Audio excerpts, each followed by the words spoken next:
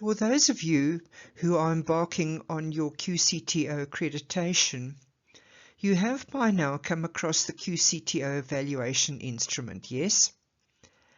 In this video, I'm going to focus on the QMS, which is the Quality Management System, and the LMIS, which is your Learner Management Information System. There are, of course, a number of different criteria you will have to comply with in order to meet the QCTO requirements for your accreditation, but I will take you through only the two. The first one appears under criteria number 7, and this would be your policies and procedures in the quality management system. So, when the site visit takes place, the QCTO verifier will use this form to verify and check if the correct evidence has been made available for inspection. This section requires the SDP, which is your skills development provider, must show evidence of the policies and procedures listed under this criteria. It's a fairly simple form to complete. So let's take them one at a time. But before we go there, please understand that these are not the only policies and procedures which make up your management system. It really depends on your company, your structure, and perhaps you already have an ISO system which is already established. Nevertheless, I will also discuss the additional or suggested additional policies and procedures you may need for your QMS. The Quality Management System, or QMS, is a set of policies and procedures that ensure your training program is legal, ethical, and effective. Simply put, your QMS is your rulebook. It's a collection of policies that guide how you manage your finances, your staff, your training, delivery, and learner assessments. Without a proper QMS, your training program can fail accreditation, face legal risks, or even be shut down. So let's start with the finance policy. This policy is all about managing money correctly. It must include how funds are managed, procedures for invoicing, payments, and financial reporting, keeping financial records for audits and compliance. For example, think of it this way. If someone asks, how do you manage training fees? Who keeps financial records? How do you ensure money is spent properly? This is your finance policy. Your finance policy should provide clear answers.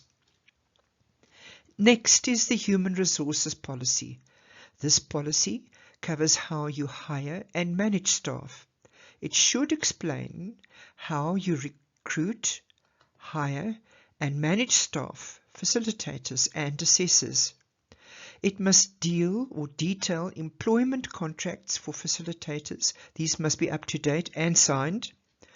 Also, the roles and responsibilities of facilitators, moderators, and even your admin staff. And also how you handle complaints, grievances, and disciplinary actions. For example, if a facilitator has a complaint or if a staff member is underperforming, do you have a process to deal with it fairly? If not, your HR policy isn't strong enough. The teaching and learning policy for a QCTO aligned training provider should cover several key aspects to ensure structured, effective, and quality-driven learning. It must outline best practice and QCTO requirements. Number 1, learning should integrate knowledge, practical skills, and workplace experience as per QCTO requirements. Delivery must align with the curriculum guidelines for each qualification, ensuring coherence and progression. A blended learning approach, which could be, for example, classroom-based online practical workplace learning, should be incorporated where applicable. The policy will detail the use of formative assessments to monitor learners' progress before external summative assessments. And number 2, these regular formative assessments are conducted by the Skills Development Provider, the SDP. In some training material, we may refer to them as class activities as well. These ensure that learners receive continuous feedback on their performance. So, the SDP must conduct internal self-evaluations to assess training delivery effectiveness. Qualifications have an EISA, External Integrated Summative Assessment, that is EISA. These are systems of assessment where skills programs do not have EISAs. Facilitators must undergo continuous professional development to maintain subject matter expertise, and training methodologies must align with occupational qualification requirements. Regular moderation and quality assurance processes are followed to maintain teaching standards. Facilitators should also be well versed in assessment techniques and methodologies. For example, classroom and online teaching. This would be, for example, face-to-face or classroom learning will involve interactive lectures, practical demonstrations and discussions using case studies, simulations, and real-world problem solving. And the assessments will be conducted according to QCTO's competency-based models, whereas online or blended learning requires a digital platform for the theory components and assessments. There would be virtual simulations and video-based demonstrations, and these are provided where applicable. Stricter learner verification and assessment integrity measures are involved here. This type of learning requires online tracking of learner engagement and performance. So this policy must ensure that the teaching and learning process meets QCTO accreditation standards whilst promoting learner success and still maintains quality assurance. When it comes to assessment, we follow the QCTO guidelines to ensure that every learner is fairly and thoroughly evaluated.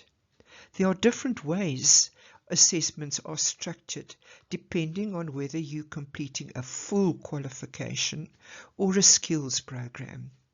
For qualifications, the assessment is comprehensive and includes 3 components: knowledge, practical skills, and the workplace experience. Learners must complete all 3 before they can undergo the external integrated summative assessment. This is the EISA, which is conducted at a QCTO accredited assessment center. But for skills programs, the focus is more targeted.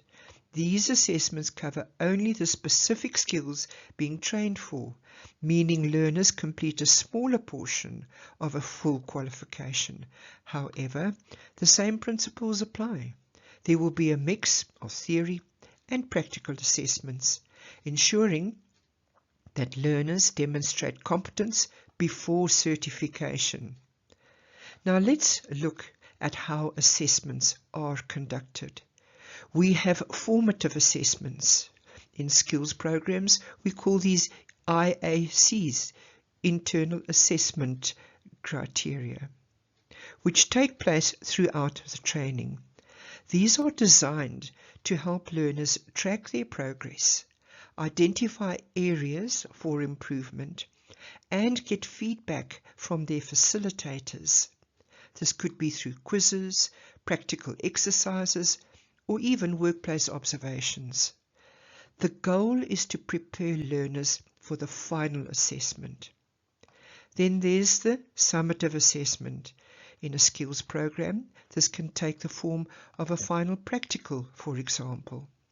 This is the final step, where learners must prove their competence in a formal setting. For qualifications, this is the External Integrated Summative Assessment, EISA, which is managed by an assessment quality partner. We call those the AQPs. This ensures that assessments are standardized across the country, so every learner is measured against the same criteria.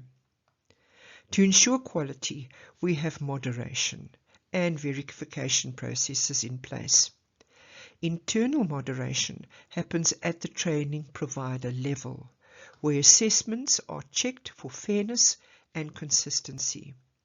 Then external moderation is handled by the AQP, ensuring national standards are upheld.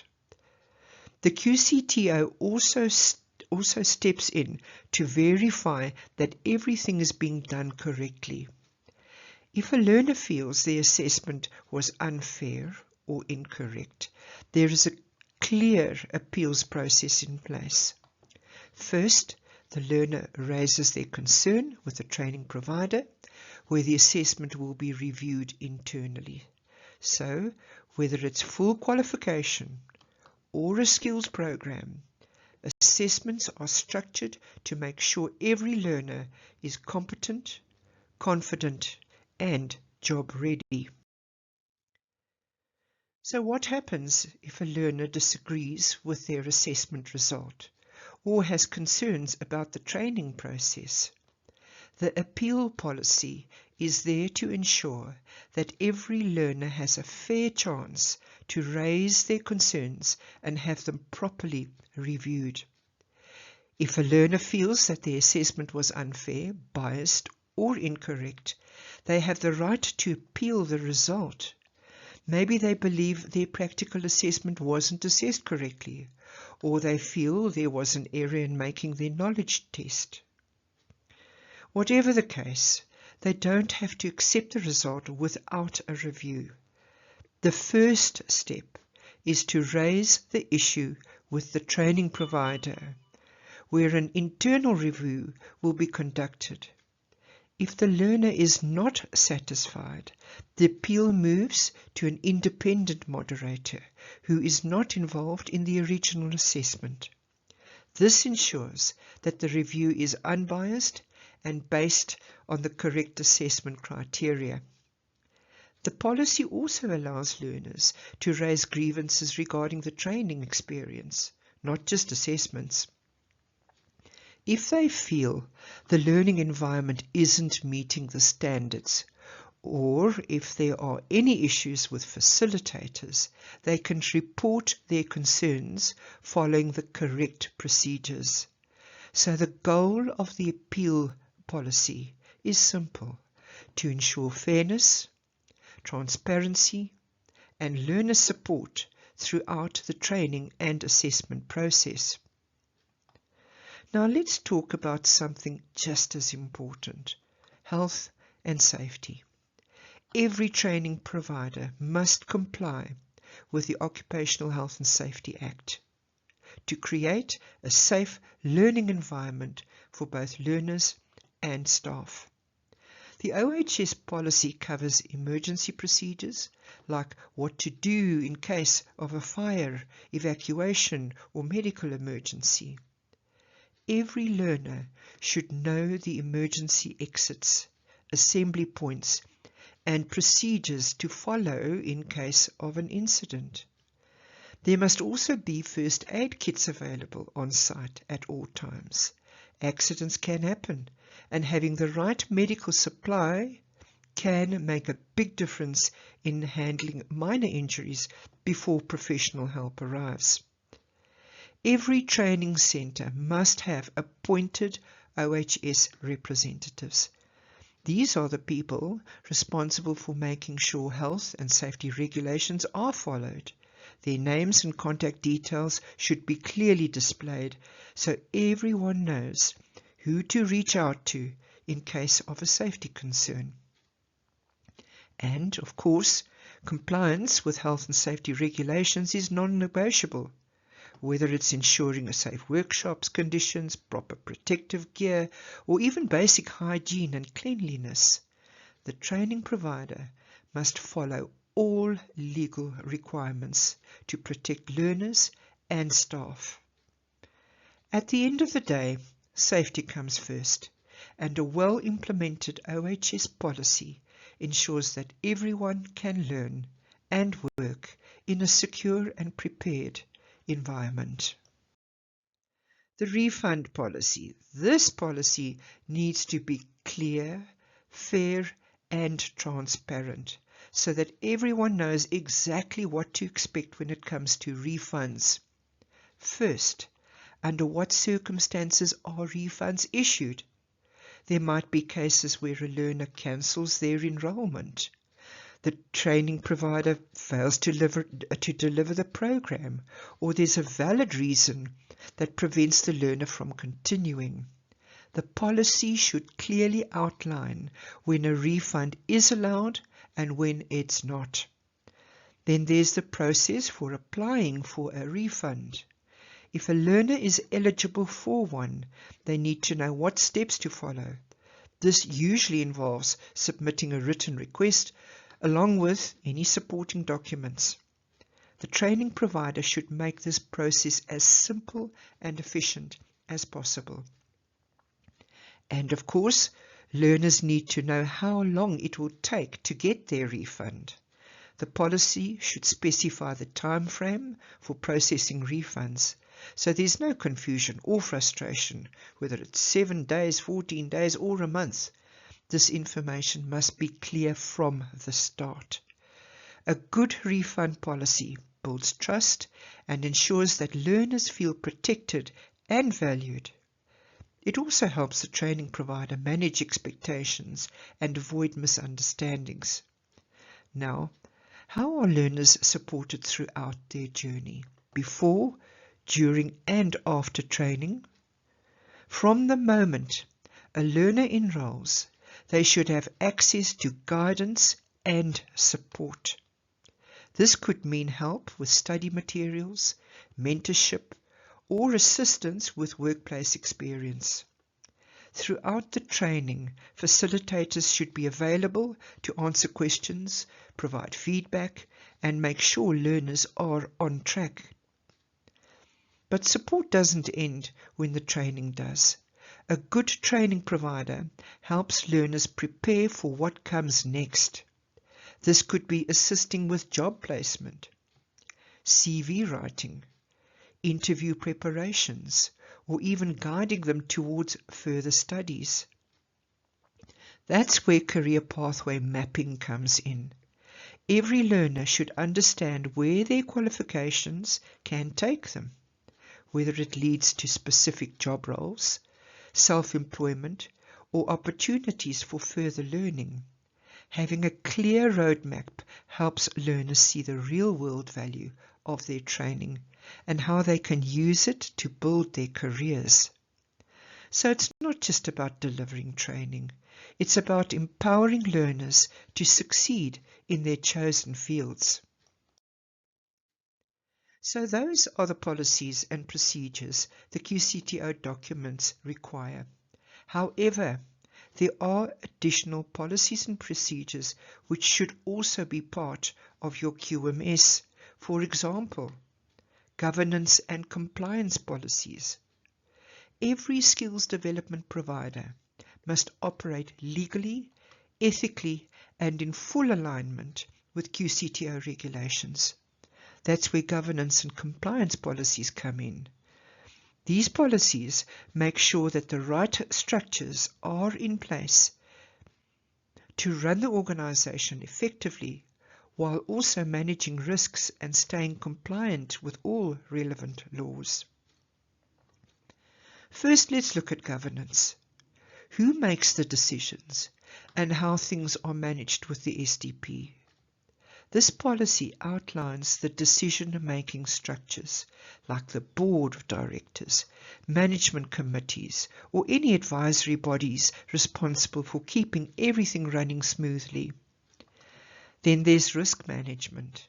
Running a training provider comes with risks, whether financial, operational, or reputational. This policy ensures there's a clear process to identify, assess, and mitigate these risks before they become serious problems. For example, financial risks could include funding issues or late payments. Operational risks might involve disruptions to training delivery. Reputational risks could arise if the SDP fails to meet quality standards.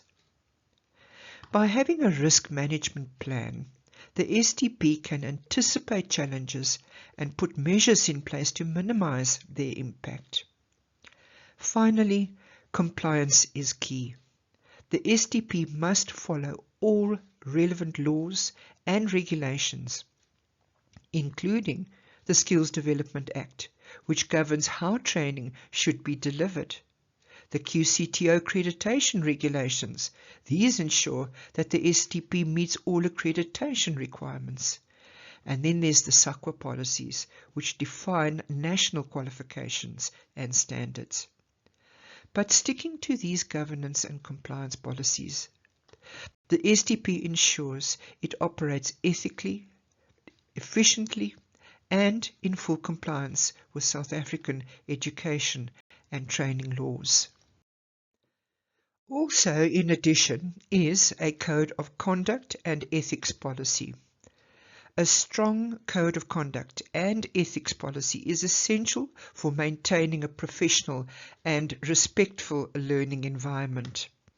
This policy sets clear expectations for staff, facilitators, and learners, ensuring that everyone upholds the highest standard of integrity and ethical behavior.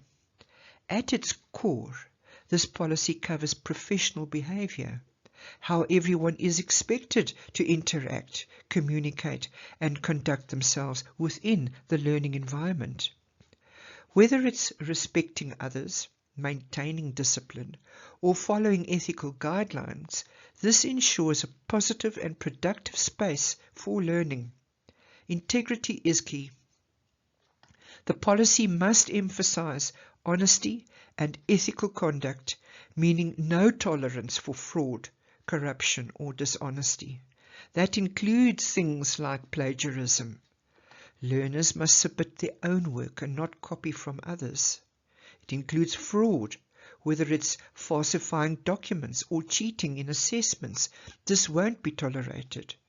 Or corruption and bribery. Any form of unethical behavior within the SDP is strictly prohibited. Finally, there must be clear consequences for misconduct. If someone violates the code, there must be a structured disciplinary process in place to address the issue fairly and consistently. By setting these expectations, the SDP ensures a culture of professionalism, fairness, and accountability, creating an environment where everyone can thrive. Now, let's talk about data protection, because safeguarding learner and staff information is just as important as delivering quality training. Every SDP must comply with the Protection of Personal Information Act. This means that any personal data collected, whether it's learners' registration details, assessment results, or staff records, must be handled responsibly and securely. The policy ensures that personal information is collected lawfully, in other words, only data that is necessary and relevant is gathered, and that it is stored securely, whether in physical files or digital systems. Access is restricted to authorized personnel only, and that it is used responsibly. Data is only used for its intended purpose and not shared without consent. A major focus is on protecting information from breaches or unauthorized access. This means having proper security measures in place, from password protection to physical document security. Finally, learners and staff should know their rights, including how their data is used and who they can contact if they have privacy concerns. By following POPI regulations, the SDP builds trust, ensures compliance, and protects the personal information of everyone involved. A great learning experience doesn't just start in the classroom. It starts from the moment a learner enrolls and continues all the way to certification. That's why learner-centric policies are so important. They ensure that every learner has a fair, accessible, and well-supported journey throughout their training. The first step in any learner's journey is admission and enrollment. This policy clearly defines the entry requirements for each qualification or skills program, ensuring that learners meet the necessary criteria before they start their training. The enrollment process itself should be simple, transparent, and accessible. Whether learners are applying online or in person, they should be guided through each step, from submitting documents to final registration. Equitable access is key. The policy should outline how the SDP ensures that all learners, including those from disadvantaged backgrounds or learners with disabilities, have equal opportunities to enroll and succeed. This could include providing reasonable accommodations for differently abled learners, or offering financial assistance or bursaries where possible, or ensuring facilities and learning materials are accessible to all. At the end of the day, this policy is about ensuring that every learner has a fair chance to access quality education. Not all learning happens in the classroom. Many learners come with valuable work experience and prior training. The recognition of prior learning, the RPL policy, ensures that this experience is assessed and recognized in line with the QCTO's framework. RPL allows learners to receive credits for previous learning, reducing the time and effort needed to complete a qualification. This could mean credit transfer. If a learner has already completed relevant modules elsewhere, they may not need to redo them. Or exemptions, where learners with significant workplace experience might be able to skip certain modules and go straight to assessment. Of course, every RPL application goes through a structured assessment process to ensure that prior learning meets the necessary standards. By implementing a strong RPL policy, the SDP ensures that learners' skills and experience are valued, helping them progress in their careers without unnecessary repetition. Supporting learners isn't just about delivering content. It's about helping them succeed every step of the way. That's why a learner support and development policy is essential. It ensures that every learner, no matter their background or challenges, has access to the resources and assistance they need to complete their training successfully. One key part of this is academic support. This can include mentorship and tutoring programs where learners can get extra help from facilitators or experienced peers.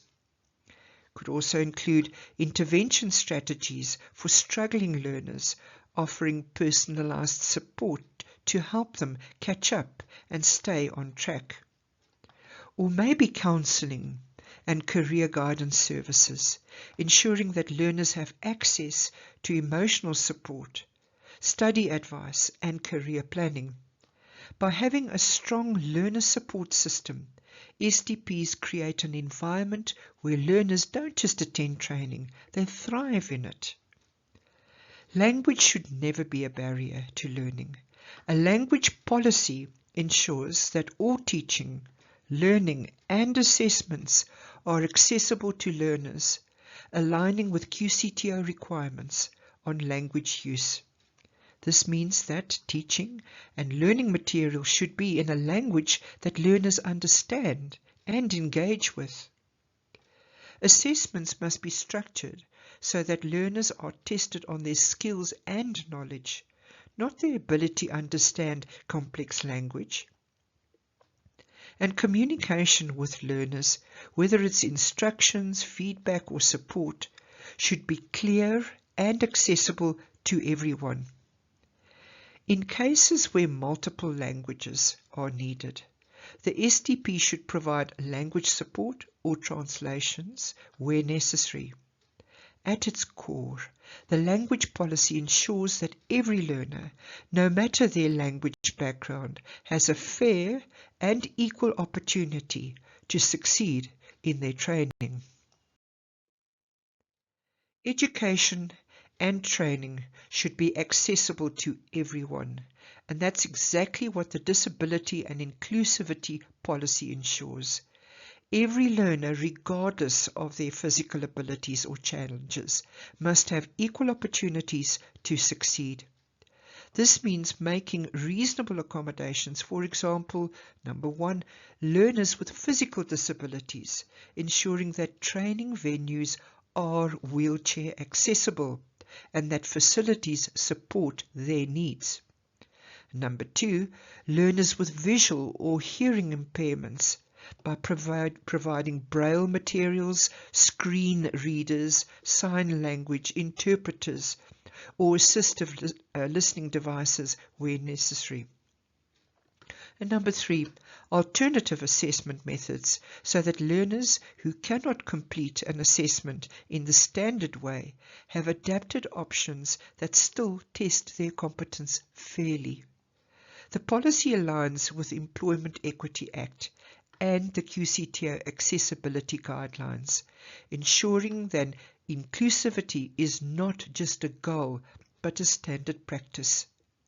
At the end of the day, disability should never be a barrier to learning.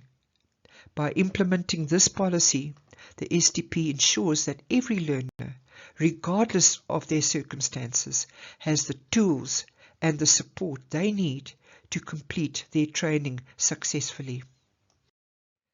Effective training isn't just about what we teach, it's about how we teach. That's why training and delivery policies are in place to ensure that every learning experience is structured, engaging and fully compliant with QCTO curriculum guidelines. These policies help maintain quality, relevance and real-world applicability in every program delivered. The foundation of any great training program is its learning material. This policy ensures that all training resources are aligned with QCTO curriculum guidelines, covering the required knowledge, practical skills, and, if applicable, workplace components.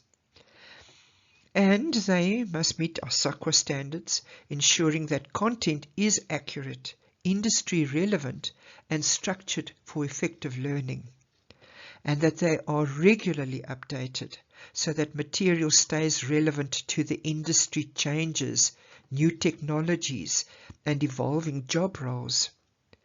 Quality learning material helps learners understand concepts better, apply their skills effectively, and feel prepared for assessment and the workplace. Of course, learning doesn't just happen in the classroom, it happens on the job too. That's where work-based learning comes in, ensuring that learners gain real-world experience as part of their training. This policy covers, number one, learner placement agreements with employers, making sure there's a formal arrangement between the SDP, employer and learner.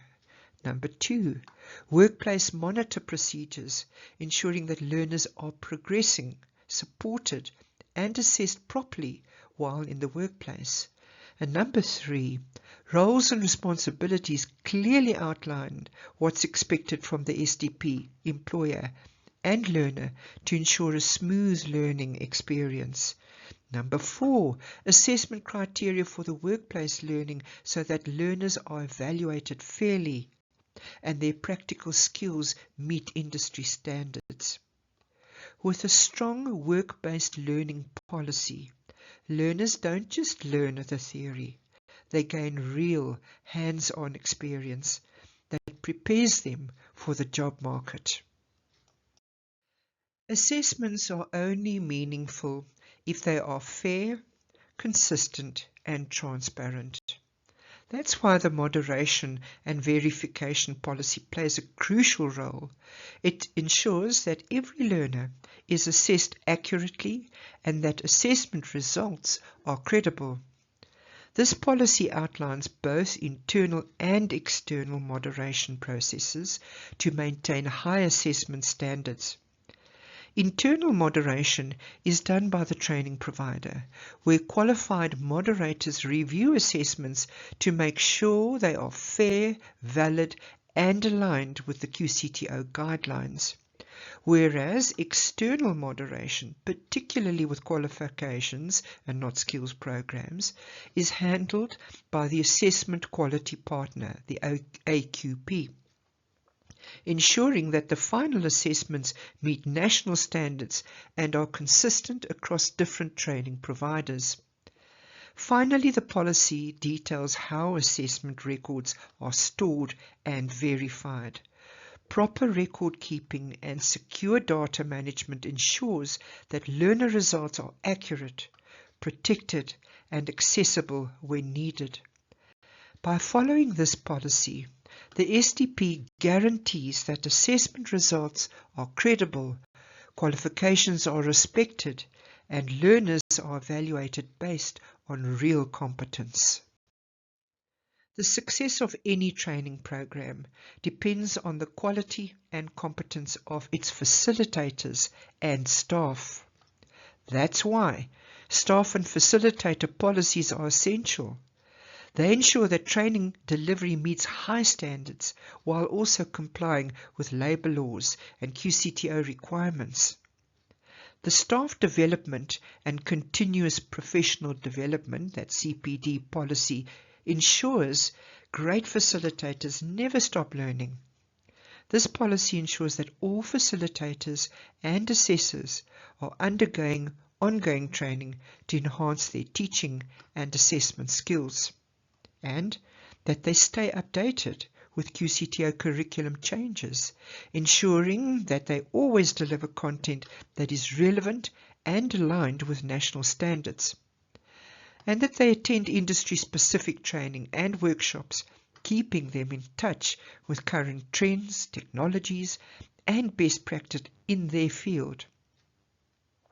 By investing in continuous professional development, the SDP ensures that learners receive the highest quality education from well-trained, knowledgeable facilitators. The performance management policy will maintain teaching excellence. The SDP must have a clear system for evaluating staff performance. This policy sets out how facilitators and other staff members are monitored, assessed, and supported to ensure they meet quality standards.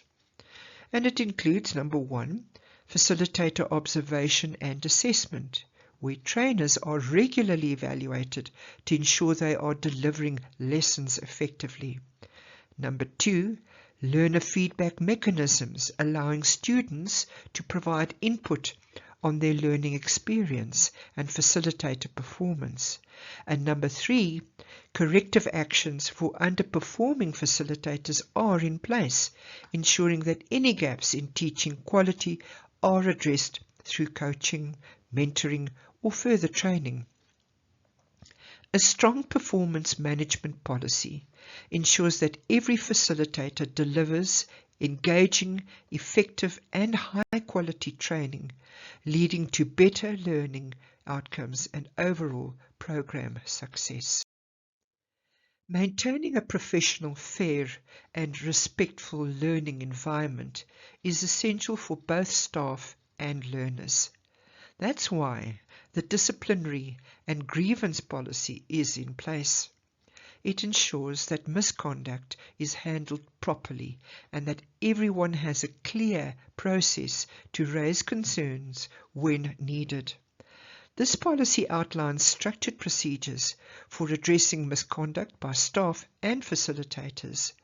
If a staff member violates policies, behaves unethically, or fails to meet performance standards, there is a clear disciplinary process in place, which may include warnings, corrective actions, or dismissal in serious cases. The policy also addresses learners, whether it's plagiarism, cheating, disruptive behavior, or non-compliance. With the Code of Conduct, learners will be held accountable through a fair disciplinary process, which may include warnings, remedial action, or expulsion for severe violations. It also addresses employers in work-based learning placements. If an employer fails to provide a safe and fair learning environment, mistreats learners, or violates their placement agreement, the issue is escalated through formal channels to protect the learner's rights.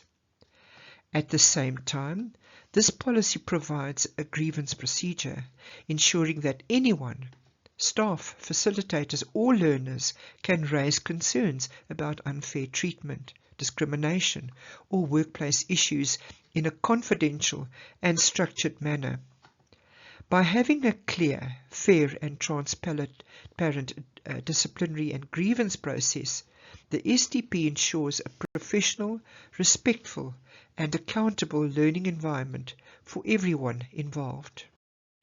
Unexpected disruptions can happen at any time, whether it's power failures, IT issues, or even major crises like pandemics. That's why every SDP must have a strong emergency and contingency policy in place to ensure that learning continues smoothly and everyone stays safe. The business continuity and disaster recovery policy ensures that when disruptions occur, training must go on. This policy outlines how the SDP responds to unexpected events and ensures that learners can still complete their training with minimum delays and include handling disruptions like power outages, system failures or facility closures so training doesn't come to a halt, or continuing learning through alternative methods such as e-learning, remote work for staff, or relocating to backup venues when needed, or emergency planning for larger scale crises like pandemics or natural disasters to ensure the SDP can adapt and continue operations effectively. Having a clear business continuity plan means that no matter what happens, learners can stay on track and training providers can recover quickly from disruptions. So now let's have a look at the Learner Management Information System, the LMIS. A Learner Management Information System, or LMIS, is an essential tool for any skills development provider. It's basically the central hub for managing all learner records, from enrollment to certification.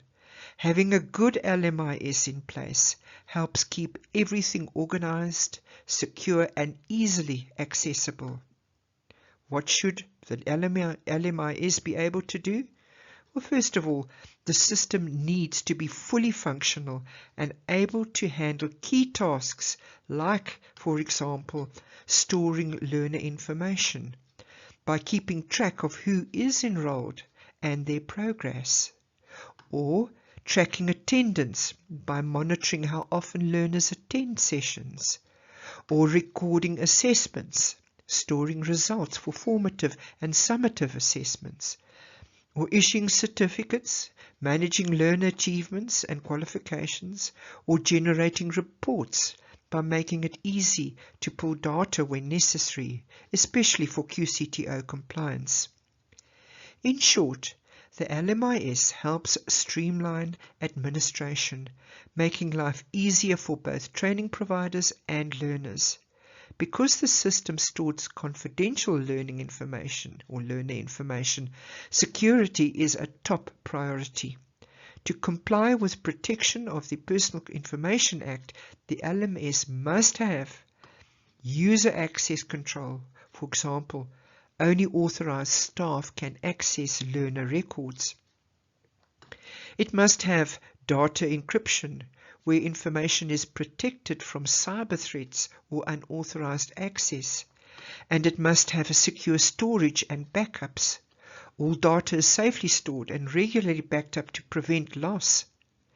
By having a secure and efficient LMIS, an SDP ensures that learner records are protected, well managed, and always accessible when needed. A learner management information system isn't just about storing data. It also needs to be easily accessible to the right people while keeping information safe and secure. We must decide who should have access. The system should allow different users to access the information they need. For example, facilitators might need to check learner progress, assessments, and attendance. For administrators, they might need to manage enrollments, update records, and generate reports. And for learners, they might need to track their own progress, view assessments, and access learning material where applicable. Access should always be controlled and role-based, meaning each person can only see the information relevant to them. Backing up learner data is critical in case of system failures or cyber threats. A proper backup procedure should cover, for example, how often is learner data backed up? Perhaps backups should happen daily or weekly, depending on the volume of data. And where is the backup stored? I think backups should be kept in a secure off-site location or cloud storage to prevent loss. And how is data restored if something goes wrong? There should be a clear recovery plan so data can be restored quickly and accurately in case of a system failure. By ensuring secure access and reliable backups, an SDP protects learner data while keeping the system efficient and always ready for use. If an SDP delivers training through a hybrid or blended mode, there are a few extra requirements that must be met. Since this approach combines both in-person and online, it's important to have the right systems, infrastructure, and support in place to ensure a smooth learning experience. First, there needs to be a clear plan for online learning infrastructure. The SDP must provide a detailed document explaining exactly how they will implement, manage, and support online learning. This includes outlining the platforms they will use, such as a learning management system, LMS, or video conferencing tools to facilitate remote learning. Just as important is learner support. How will remote students get help if they struggle with the content, have technical issues, or need extra guidance? These details must be well documented and easy for learners to access. Then there are the technological requirements. The SDP must have an adequate IT infrastructure to support online learners. This means having enough computers or laptops available, ensuring that all software and operating systems are legally licensed, and maintaining a stable internet connection through a contract with an internet service provider. Since technology isn't always reliable, a backup plan must also be in place in case of power outages or internet failures, ensuring that training can continue without unnecessary disruptions. By meeting these requirements, an SDP can confidently offer hybrid or blended learning, providing learners with a flexible and efficient training experience while maintaining QCTO compliance. If an SDP is offering online or blended learning, having a fully functional learning management system, LMS, is absolutely essential.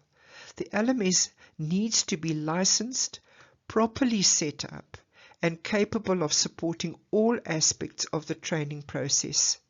It should contain everything learners need, from learning materials for the knowledge, practical and workplace modules, to a space where they can submit assignments and complete assessments. Facilitators must be able to track learner progress, ensure that each student is engaging with the material and staying on track. Communication is also key, so the system should have built-in email, discussion boards, or chat features to keep learners connected and supported throughout their training. Online assessments are another important part of the process. Formative assessments must be available on the LMS so that learners can complete their tasks digitally. The SDP must clearly outline how assessments will be conducted and moderated to ensure they meet QCTO's quality standards. Integrity is a major concern with online assessments, so the system should include anti-plagiarism tools or other measures to prevent cheating. Depending on the approach, assessments may also need to be recorded or actively monitored to ensure fairness and credibility. By having a well-structured LMS and a secure online assessment process, the SDP ensures that learners have access to a reliable, interactive, and fully compliant digital learning environment. If training includes live online sessions, the SDP must have reliable web conferencing tools in place, whether it's Zoom or Microsoft Teams. The system must be properly licensed and fully functional. It's not just about having the software, it's about how learners engage with facilitators during these sessions. The SDP needs to show how online classes are structured, how learners interact, ask questions, and participate in discussions.